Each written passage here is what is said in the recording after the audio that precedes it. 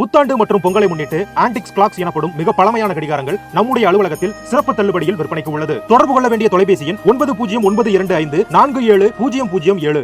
Jain astro வழங்கும் முழுக்க முழுக்க மூலிகைகளால் தயாரிக்கப்பட்ட மூலிகை தூப பவுடர், தீபம் ஆயில், தூப கப், சாம்பிராணி அமேசான் மற்றும் பிளிப்கார்ட்டில் இப்போது விற்பனையில். மேலும் விவரங்களுக்கு திரையில் தெரியும் எண்ணை தொடர்பு கொள்ளவும். துஷ்ட சக்திகளை விரட்டி அடித்து நன்மை பயக்கும் ஜெயின் ஆஸ்ட்ரோ. லாங்கர் வழங்கும் ஹார்மோனியா சீனியர் ரெசிடென்ஷியல் வில்லா, ஸ்ரீபெரும்புதூரில் 68 லட்சம் முதல். தொடர்புக்கு 7200434445.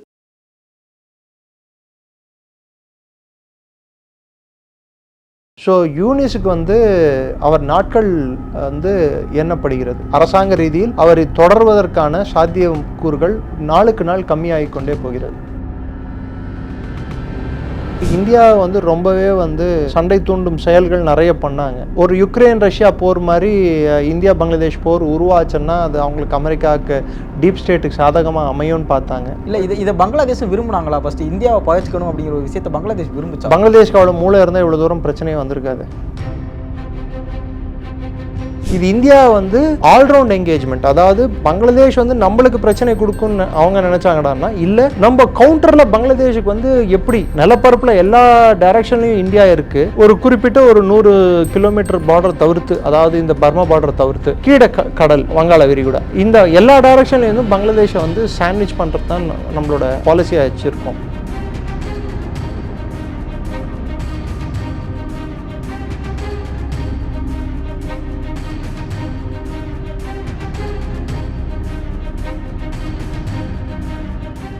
பேசு தமிழா பேசு நேயர்களுக்கு வணக்கம். இன்று நம்மளுடன் இருக்கும் சிறப்பு விருந்தினர் டிஃபென்ஸ் அனலிஸ்ட் டாக்டர் திரு நிரஞ்சன் அவர்கள். சார் வணக்கம். சார் வணக்கம். ஜெயஹிந்த். ஜெயஹிந்த் சார். சார் நம்ம கடந்த சில நாட்களுக்கு முன்னாடியே பார்த்தோம், அரக்கன் ஆர்மி பங்களாதேஷ் ஆக்குபை பண்ணியிருந்தாங்க, அதில் சில இடங்களை பிடிச்சிருந்தாங்க அப்படிங்கிறத பார்த்தோம். இப்போ அந்த அரக்கன் ஆர்மி பங்களாதேஷ் கூட பேச்சுவார்த்தை நடத்திருக்காங்க. உங்களுடைய முதல்கட்ட பார்வை என்ன?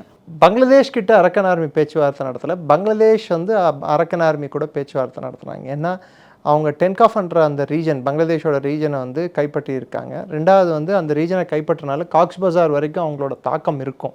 காக்ஸ் பசார்ன்றது அவங்களுக்கு முக்கியமான ஒரு துறைமுகம். அங்கேருந்து சென்ட் மார்ட்டின் ஐலாண்ட் எது பிரச்சனைக்குரிய ஒரு விஷயமா இருக்கும். சென்ட் மார்ட்டின் ஐலாண்ட் அதை காரணம் காட்டி தான் அங்கே ஆட்சி மாற்றமே நடந்ததுன்னு சொல்லிட்டு பரவலாக பேச்சு இருக்கிறதுனால அந்த ஐலாண்டு வரைக்கும் மீனவர்கள் வரத்துக்கு இவங்க தடை பண்ணி வச்சுருக்காங்க. யார்? இந்த அரக்கன் ஆர்மி.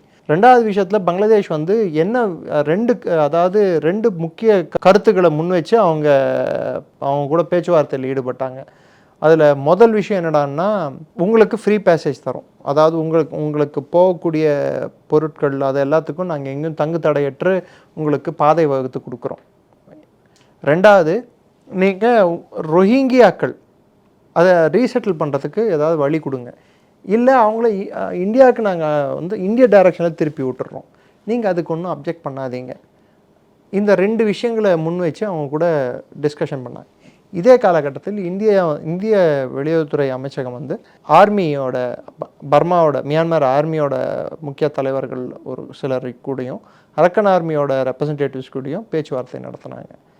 அந்த பேச்சுவார்த்தைக்கு பிற்பாடு இப்போ நடந்திருக்கிற சில மூவ் என்னடான்னா, பங்களாதேஷை சேர்ந்த அவங்களோட மீனவர்கள் மீன் பிடிக்கிறதுக்கு சில எதெல்லாம் அரக்கன் ஸ்டேட்டோட அந்த அரக்கன் ஆர்மியோட கண்ட்ரோலில் இருக்கோ அந்த இடத்துல எல்லாம் பேன் பண்ணி வச்சுருக்காங்க. ஸோ பங்களாதேஷ் இந்த பேச்சுவார்த்தை ஒரு விதத்தில் தோல்வியில் முடிஞ்சிருக்கு யூனிஸ்க்கு. ஸோ அவரை பொறுத்த வரைக்கும் அவங்க நினச்சது நடக்கலை. இதுதான் சொல்லுவோம். நீங்கள் பேசும்போது குறிப்பிட்டிருந்தீங்க அரக்கன் ஆர்மி கூட இந்தியா சார்பிலேருந்தும் பேச்சுவார்த்தை நடக்குது அப்படின்னு. ஸோ அப்போ இது என்னவா கன்வே ஆகும் அவங்களுக்கு? இப்போது அரக்கன் ஆர்மியை பின்னாடி இருந்து இந்தியாவும் பூம் பண்ணுறாங்க தானே நினைப்பாங்க. அதாவது நம்மளோட மேஜர் பொசிஷன் என்னன்னா, மியான்மரில் அமைதி திரும்பணும்.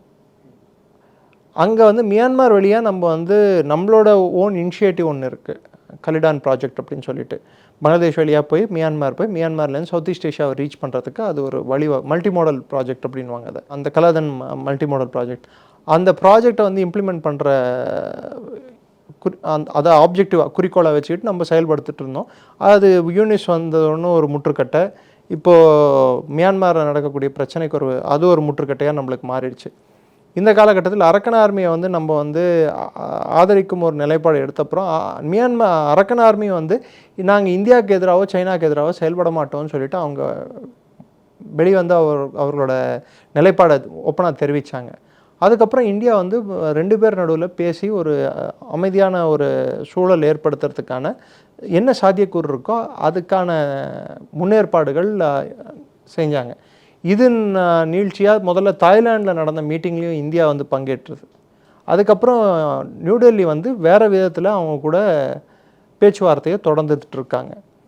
ஸோ பங்களாதேஷ் நினச்ச அளவுக்கு இது வந்து சாதகமாக இது போய் முடியல. இது இந்தியா வந்து ஆல்ரவுண்ட் என்கேஜ்மெண்ட், அதாவது பங்களாதேஷ் வந்து நம்மளுக்கு பிரச்சனை கொடுக்குன்னு அவங்க நினச்சாங்கடான்னா, இல்லை நம்ம கவுண்டரில் பங்களாதேஷுக்கு வந்து எப்படி நிலப்பரப்பில் எல்லா டைரக்ஷன்லேயும் இந்தியா இருக்குது, ஒரு குறிப்பிட்ட ஒரு 100 கிலோமீட்டர் பார்டர் தவிர்த்து, அதாவது இந்த பர்மா பார்டர் தவிர்த்து கீழே கடல் வங்காள விரிகுடா, இந்த எல்லா டைரக்ஷன்லேருந்தும் பங்களாதேஷை வந்து சாண்ட்விச் பண்ணுறது தான் நம்மளோட பாலிசியாக வச்சுருக்கோம். ஸோ அப்போது பங்களாதேஷ் கவர்மெண்ட்டுக்கு வந்து ஒரு பிரச்சனை ஏற்படுத்தணும். குறிப்பிட்டு யூனிஸ் சுற்றி இருக்கக்கூடிய அடிப்படைவாத அமைப்புகளுக்கு வந்து நம்ம சில விஷயங்களை அவங்களுக்கு புரிய வைக்கணுன்ற கண்ணோட்டம், அந்த ஒரு கண்ணோட்டத்துலேயும் இந்தியா சார்பாக அவங்களுக்கு ஒரு பாடம் புகட்டணுன்றதுக்காக இன்டைரக்டாவோ டைரெக்டாவோ நம்ம சில மெஷர்ஸ் எடுத்துகிட்ருக்கோம். அதிலோட பகுதி தான் இதெல்லாம். ஓகே சார், இதே விஷயத்தில் வந்து சைனாவும் வந்து அரக்கன் ஆர்மிகிட்ட பேச்சுவார்த்தை நடத்தினதாகவும் ஒரு விஷயங்கள் சொல்லப்படுது. இது எப்படி பார்க்குறீங்க? ஏற்கனவே உங்களுக்கு சொன்னேன். இல்லை இது வந்து நம்மளும் இந்தியாவும் சைனாவும் ஒரு ஆப்போசிட்டாக இருக்கிறவங்க வந்து எப்படி அரக்கன் ஆர்மி எல்லா ஃபாரின் பாலிசியும் வந்து டைவர்ஜென்ஸ், அதாவது வேறுபட்ட கருத்தால் மாத்திரமே ஒரு நாடு இன்னொரு நாடு கூட அணுகணும்னு அவசியம் இல்லை. வெளியுறவு கொள்கை என்பது வந்து கருத்து வேறுபாடுகளும் கருத்து ஒற்றுமையும் ரெண்டுத்தையும் கொண்டது தான் வெளிநாட்டு கொள்கை. கருத்து வேறுபாடு இருந்தால் அதை பேசுறது, உன் கருத்தையும் என் கருத்துலையும் வேறுபாடு இருக்குன்னு சொல்கிறது. கருத்து ஒற்றுமை இருக்கும்போது ஒரு ஒரு ஒரு இன்னொரு 3ஆவது நபர் இருப்பார். ஒரு பிரச்சனைக்குரிய ஒரு வீடு ஒரு 3 வீடு இருக்குது, நடுவில் இருக்கிற வீட்டுக்காரன் 2 வீட்டுக்கு பிரச்சனை கொடுக்குறான். இந்த பக்கம் இருக்கிற வீட்டுக்காரன் அந்த பக்கம் இருக்கிற வீட்டுக்காரன் நம்ம 2 பேருக்கு இவன் தான் பிரச்சனையாக இருக்கான், முதல்ல கவனிப்போம், அதுக்கப்புறம் பார்த்துக்கலாம் அப்படின்னு சொல்லிட்டு ஒன்று சேர்றது இல்லையா? ஸோ இந்தியாவை பொறுத்த வரைக்கும் யூனிஸ் வந்து நம்மளுக்கு ஒரு அச்சுறுத்தல். சைனாக்கும் யூனிஸ் பிடிக்கல, ஏன்னா அவங்க அமெரிக்காவின் கைப்பாவையாக இருக்காருன்னு சொல்கிறது அவங்களோட எண்ணம். அவங்களோட அஜெண்டாவெல்லாம் இங்கே இது பண்ணுறாரு அப்படின்னு மேபி அவங்க பாகிஸ்தானை விட்டு பங்களாதேஷை வந்து அணுகிறதுக்கு சில முயற்சிகள் எடுத்துகிட்டு இருக்காங்க. பாகிஸ்தான் வெளியே பங்களாதேஷை கண்ட்ரோல் பண்ணலான்னு சொல்லிட்டு. அது சாத்தியமாகவும் இருக்கலாம், அவங்க ட்ரையும் பண்ணலாம். பட் பாகிஸ்தானே வந்து ஒரு ஸ்திரத்தன்மை இல்லாத ஒரு சூழ்நிலையில தானே இருக்குது பாகிஸ்தான், உள்நாட்டு பிரச்சனைகளே. ஸோ அது எந்த அளவுக்கு சாத்தியம்னு நம்ம சொல்ல முடியாது. பட் பங்களாதேஷை பொறுத்த வரைக்கும் யூனிஸோட ஆட்சியை வந்து போனால் நல்லதுன்ற ஒரு எண்ணோட்டத்தை தான் சைனாவும் இருக்குது. ஓகே சார், இப்போ வந்து அங்கே இருக்கிற யூனிஸ்க்குமே அங்கே படைத்தளபதியான அந்த ஆர்மிக்குமே வந்து ஒரு பிரச்சனை போயிட்டு இருக்கு அப்படின்னு சொல்லப்படுது. அதுக்கு காரணம் வந்து அடிப்படை காரணங்கள் 2. முதல் காரணம் வந்து யூனிஸ் ஆட்சி செய்யும் விதம், அவரின் ஆட்சி யாரோட கையில் சிக்கி தவிக்கிறது அப்படின்னு எடுத்து பார்த்தோம்னா, அடிப்படைவாத அமைப்புகளான ஹிஸ்புத் தஹ்ரீர், திரும்பி ஜமாத்தே இஸ்லாமி, ஹிஃபாசத்தே இஸ்லாம், அன்சருல் பங்களா அப்படின்னு சொல்கிற தீவிரவாதம், இந்த ஆட்கள் எல்லாம் அந்த ஆட்சியில் வந்து பெரிய பங்காற்றுறாங்க. அதே சமயத்தில் ஜெனரல் வக்கருஸ்ஸமான், பங்களாதேஷோட இராணுவ தளபதிக்கும் தெரியும், இந்தியா வந்து எல்லா டைரக்ஷன்லையும் அவங்கள சூழ்ந்திருக்கிற நாடு, வலிமையான நாடு. இந்தியாவை எதிர்த்து நம்மளால சண்டையை ஜெயிக்க முடியாதுன்னு அவங்களுக்கு நல்லா தெரியும். 2வது, சில நாட்கள் முன்னாடி அவர் வந்து இந்தியாவோட சிடிஎஸ் கூட மீட்டிங் நடந்திருக்கு. சில விஷயங்கள் அதில் கருத்து பரிமாறி இருக்காங்க. அந்த கருத்துக்களை எண்ணத்தில் கொண்டு ஜெனரல் வக்கருஸ்ஸமான் பங்களாதேஷோட இராணுவ தளபதி யூனிஸ்க்கு வந்து நேராக பேசுறது இல்லை. அவங்களுக்கு நடுவில் இருக்கக்கூடிய ஒரு உரசல் வந்து அதிகமாயிட்டே போயிட்டுருக்கு. இதனால் அங்கே வந்து ஒரு ஆட்சி மாற்றம் நடந்து வேறு திரும்பவும் இயல்பு நிலைக்கு திரும்புமா அந்த மாதிரி எதுவும் நடக்கும்? நாளாக அவங்களுக்குள்ளே இருக்கிற கருத்து வேறுபாடுகள் அதிகமாயிட்டே போயிட்டுருக்கு. அதன் நீட்சியாக கொஞ்ச நாள் முன்னாடியே ஒரு ஸ்டேட்மெண்ட் கொடுத்துருக்காரு. இந்தியா கூட பிரச்சனைக்குரிய சர்ச்சைக்குரிய ஒரு விவாதத்தையோ இல்லை பிரச்சனையை வந்து அதிகப்படுத்தும் விதமாக செயல்பாடுகளோ பங்களாதேஷ் எடுக்கிறது வந்து பங்களாதேஷோட நாட்டோட பாதுகாப்புக்கும் பங்களாதேஷோட பொருளாதாரத்துக்கும் இது நல்லதில்லை. இதை தவிர்க்கிறது நம்ம நல்லது, இதை நம்ம தவிர்த்தாகணும், இது சரியான ஒரு அணுகுமுறையாக நான் நினைக்கல அப்படின்னு சொல்லிட்டு வக்ருஸ்ஸமான் சொல்லியிருக்காரு. யூனிஸ்க்கு வந்து இது டைரக்ட் ஒரு என்ன சொல்கிறது, வரக்கூடிய பின்விளைவுகளை பற்றி இன்டைரக்டாக வக்ருஸ்ஸமான் மறைமுகமாக சொல்லியிருக்கார். பின்விளைவுகள் யோசிச்சுக்கோ அப்படின்னு சொல்லி. ஆனால் இன்னும் கொஞ்ச நாளைக்கு முன்னாடி பங்களாதேஷ் தரப்புலேருந்து என்ன சொல்லப்பட்டதுன்னா, எங்களுக்கு இந்தியாவோட உதவிலாம் எதுவுமே தேவை கிடையாது, அங்கேருந்து வர எந்த விதமான அத்தியாவசிய பொருட்கள் கூட எங்களுக்கு தேவை கிடையாது, அந்த மாதிரிலாம் ஒரு ஸ்டேட்மெண்ட்லாம் விட்டுருந்தாங்க. ஆமாம், அதனால தான் 27,000 டன் அரிசி இந்தியா அனுப்புனா வாங்கிக்கிட்டாங்க. பொட்டேட்டோ கூட உருளைக்கிழங்கு கூட அமைச்சிருந்தோம். அதான், அதாவது 50,000 டன் கேட்டாங்க, பாதிக்கு பாதி தான். இப்போ வந்து அந்த நெருக்கடிக்கு உள்ளாயிட்டாங்களோ? அவங்க இப்போ இல்லை, எப்பயுமே நெருக்கடிக்கு உள்ளானவர்கள் தான். இல்லை, முன்னாடி ஒரு ஸ்டேட்மெண்ட்டு, இப்போ திரும்ப வந்து நம்ம அமிச்சோன்னே அதை ஏற்றுக்கிறது. 80 வயது அமெரிக்க கைப்பாவியான யூனிஸ்க்கு வந்து அவர் என்ன பேசுகிறார், என்ன பண்ணுறாரு அப்படின்றது அவருக்கு தெரியல. அவர் யாரோட கைப்பாவியாக இருக்காருன்னா, அவர் அமெரிக்காவின் கைப்பாவியாக இருக்கார். ரெண்டாவது வந்து உள்நாட்டுக்குள்ளேருந்து பார்த்தா அவர் மதவாத அமைப்புகளும் அடிப்படைவாத அமைப்புகளின் கைப்பாவியாக செயல்பட்டுருக்காரு. ஸோ அவருக்கு வந்து அவர் ஆட்சியை எப்படி தக்க வச்சுக்கணும்னு அவருக்கே புரியல. ஸோ அவர் ஆர்மி அவரை நம்புறதில்லை, மக்கள் போராட்டம் கம்மியாகலை, கட்சிகள் எதிர்கட்சிகளான பிஎன்பியோ இல்லை அவாமி லீகோ வந்து இவர் சொல்கிறதை ஏற்றுக்க போகிறதில்ல. அவங்கள பொறுத்த வரைக்கும் இவரோட கடமை, தலையாய கடமை, எலெக்ஷனை அறிவிச்சுட்டு எலெக்ஷனை கண்டக்ட் பண்ணிவிட்டு ஒதுங்கிறது தான் இவரோட வேலை. அதை விட்டுட்டு இவர் இப்போ மக்களை, ஸ்டூடெண்ட்ஸை கிளப்பி விட்டு, அடிப்படைவாத அமைப்புகளை கிளப்பி விட்டு 1972 பங்களாதேஷ் அரசியல் சாசன சட்டத்தையே ரத்து பண்ணணும் அப்படின்னு சொல்லிட்டு ஒரு போராட்டத்தை முன் வச்சிருக்காங்க. சார், என்ன நோக்கம் இதெல்லாம்? ஒரு இந்த மாதிரி பண்ணுறதுக்கான என்ன நோக்கம் இருக்க போகுது? இது மாதிரி ஒரு, ஏன்னா அவர் தலைமையில தான் ஒரு அங்கே ஒரு ஆட்சி நடக்கல. 72 அரசியல் சாசன சட்டமே செல்லாமல் போயிடுச்சுறான்னா அப்போ புது அரசியல் சாசன சட்டம் எழுதுற வரைக்கும் எலெக்ஷன் நடத்த வேணாம். அதனால அவருக்கு என்ன லாபம் இருக்க போகுது? அவர் அது வரைக்கும் ஆட்சியில் தொடரலாம் இல்லையா?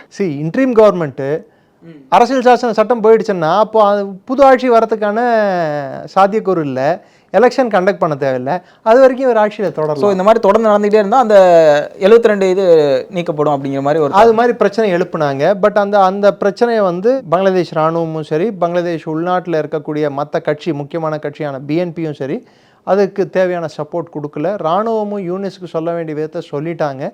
ஸோ அந்த பிரச்சனை அடங்கிடுச்சு. ஓகே சார், இதற்கு முன்னாடி நம்ம பார்த்தோம், சின்மய கிருஷ்ணதாஸ் வந்து அரெஸ்ட் பண்ணி அவங்க இது உள்ளே வச்சுருக்கிறதெல்லாம் பார்த்தோம், அங்கே நிறைய இந்துக்கள் வந்து தாக்கப்படுறதெல்லாம் பார்த்தோம். இப்போ அங்கே உள்ள சுச்சுவேஷன் எப்படி இருக்குது? ஏன்னா முன்னாடி இந்த சுச்சுவேஷன் நாளைக்கும் நாளான்னைக்கும் சின்மய கிருஷ்ணதாஸ் மேட்ரு வந்து ஹியரிங்க்கு வரப்போகுது.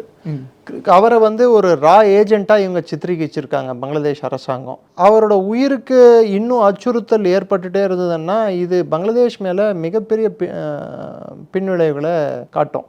அதுக்கு ஒரு குறிப்பிட்ட சில உதாரணங்கள் சொல்லணுண்டான்னா, இந்திய அரசாங்கம் மகாராஷ்டிரா ஆகட்டும், உத்தரப்பிரதேஷ் ஆகட்டும், இல்லை குறிப்பிட்டு சொல்லணுன்னா அசாம் ஆகட்டும், இங்கே அன்சருல் பங்களா அமைப்புக்கு அகேன்ஸ்டாக, தீவிரவாத அமைப்புக்கு அகேன்ஸ்டாக நிறைய நடவடிக்கைகள் எடுத்துகிட்டு இருக்காங்க. நிறைய பேரை கைது பண்ணியிருக்காங்க.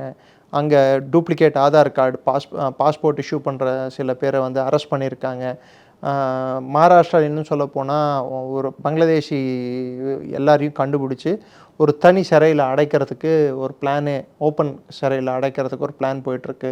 நிறைய பங்களாதேஷிஸை பிடிச்சு ரிப்பேட்ரியேட், திருப்பி அவர்கள் நாட்டுக்கு திரும்பி அனுப்புறதுக்கான எல்லா நடவடிக்கைகளும் குறிப்பிட்டு யூபி, அசாம், மகாராஷ்டிராவில் மிக வீரியமாக இந்த நடவடிக்கைகள் எடுத்துகிட்டு இருக்காங்க சார். ஆனால் இன்னமும் அதுவும் இந்த நடவடிக்கைகள்லாம் எடுத்துகிட்டு இருக்கிற அமைப்புகள் பார்த்திங்கன்னா அந்தந்த ஸ்டேட்டோட தீவிரவாத எதிர்ப்பு படைகள், ஆன்டி டெரரிஸ்ட் ஸ்குவாட், அவங்க தான் இந்த ஆக்ஷன்ஸ் எல்லாம் எடுக்கிறாங்க. ஸோ இது வந்து பங்களாதேஷில் வந்து டெஃபினட்டாக இதோட இம்பேக்ட் இருக்கும். ரெண்டாவது, பொருளாதார அடிப்படையில் பங்களாதேஷில் இருந்து கம்பெனிஸ் எல்லாம் வெளியே வந்துட்டுருக்குன்றது ஏற்கனவே நம்மளுக்கு எல்லாருக்கும் தெரிஞ்ச விஷயம். அவங்களோட ஃபாரெக்ஸ் ரிசர்வ், அதாவது அவங்களோட அந்நிய செலாவணி வந்து ஒவ்வொரு நாளும் குறைஞ்சிக்கிட்டே வருது. அது ஏற போகிறதில்ல. கரண்ட்டும் வந்து ரீச் ஆகிறதில்ல. உள்நாட்டு பிரச்சனை வந்து இதே மாதிரி தொடர்ந்துட்டு இருந்தால் நம்ம பிஎன்பி கிட்டேயும் பேசிகிட்டு இருக்கோம், அவாமி லீக் கிட்டேயும் பேசிகிட்டு இருக்கோம். பிஎன்பி அவாமி லீக் கூட நம்ம கண்டினியூஸாக பேசிகிட்டு இருக்கிறதுனால பிஎன்பி, அதாவது பங்களாதேஷ் நேஷனல் பார்ட்டியானது யூனிஸோட ஆட்சிக்கு ஒத்துழைப்பு கொடுக்கறது கொஞ்சம் கொஞ்சமாக அது குறைஞ்சிக்கிட்டே வருது. ஸோ எதிர்கிளர்ச்சி நடக்கிறதுக்கும் வாய்ப்புகள் உண்டு. ஓகே சார், இப்போ வந்து ரீசெண்டாக ஹிஸ்புத் தஹ்ரீரை சேர்ந்த ஒருத்தரை வந்து ஹோம் செக்ரட்டரியாக வந்து நியமிச்சிருக்காங்க, நசீமுல் கனி. இது எந்த மாதிரி தாக்கத்தை ஏற்படுத்தும்? ஏன்னா ஏற்கனவே வந்து நிறைய பிரச்சனைகள் போயிட்டு இருக்கு, இந்துக்களுக்கு எதிராக தாக்குதல் நடத்தப்படுது. ஏன்னா இது ஹிஸ்புத் தஹ்ரீர்ங்கிறது வந்து ஒரு தடை செய்யப்பட்ட அமைப்பு வந்து இவர் வந்து அதை நீக்கினாரு. இது ஒன்றும் புதுசு இல்லையா உங்களுக்கு? மெஹ்ஃபூஸ் ஆலம்னு சொல்ற அப்போ இன்னும் ஊக்குவிக்கிறார் அடுத்தடுத்து இந்துக்கள் மீதான தாக்குதல். மெஹ்ஃபூஸ் ஆலம்னு சொல்ற ஒரு நபரை வந்து அவங்க ஒரு ஸ்டூடெண்ட், அவன் ஒரு ரோஹிங்கியா, அப்பேற்பட்ட ஒரு நபரை வந்து முக்கியமான அரசாங்க பொறுப்பில் அப்பாயிண்ட் பண்ணி அந்த நபர் தான் அசாமில் ஒரு பகுதி, பெங்காலில் ஒரு பகுதியெல்லாம் பங்களாதேஷோட பகுதிகள்னு சொல்லி ஒரு மேப் போட்டு உடனே டிலீட் பண்ணது. அந்த மெஹ்ஃபூஸ் ஆலம், நசீமுல் கனி, இவங்களுக்கு எல்லாருக்கும் முக்கியமான பொறுப்புகள் கொடுத்துட்டு இருக்கிறது வந்து யூனிஸ் வந்து அவர் தனிமைப்படுத்தப்பட்டுள்ளார் அரசாங்க ரீதியில். அவர் வந்து இன்னைக்கு அவருக்கு இருக்கக்கூடிய பக்கபலமாக நிற்கக்கூடியது இந்த அடிப்படைவாத அமைப்புகள் மட்டும்தான். இன்ஃபேக்ட் ஸ்டூடெண்ட் ப்ரொட்டஸ்ட் கூட இனிமேல் வந்து எந்த அளவுக்கு அது கை கொடுக்கும்னு சொல்லிட்டு யூனெஸ்க்கும் தெரியல. அதே சமயத்தில் எதிர்க்கட்சிகளான பிஎன்பியும் அவாமி லீகும் அவங்க வந்து அவருக்கு நேர்மாறான நிலைப்பாடு எடுத்திருக்காங்க.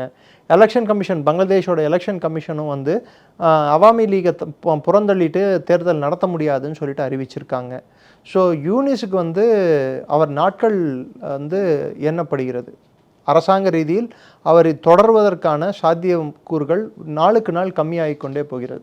சார், இதெல்லாம் வந்து ட்ரம்ப் அவருடைய வருகையினுடைய தாக்கம் தான் வந்து இந்த அளவுக்கான இது இருக்குது. ஏன்னா இதில் வந்து யூஎஸோட தலையீடும் இருக்குது அப்படின்னு சொல்லப்படுது. யூஎஸோட தலையீடு இப்போ இந்த தாக்குதல்லாம் குறையிறதுக்கு காரணமும் அவருடைய வருகை இல்லை. அது மாத்திரம் இல்லை, நீங்கள் ஒன்று புரிஞ்சுக்கணும். அவங்க வந்து இந்தியா வந்து ரொம்பவே வந்து சண்டைக்கு ஸ்பார்க் பண்ணிட்டாங்க, அந்த ஒரு சண்டை தூண்டும் செயல்கள் நிறைய பண்ணாங்க.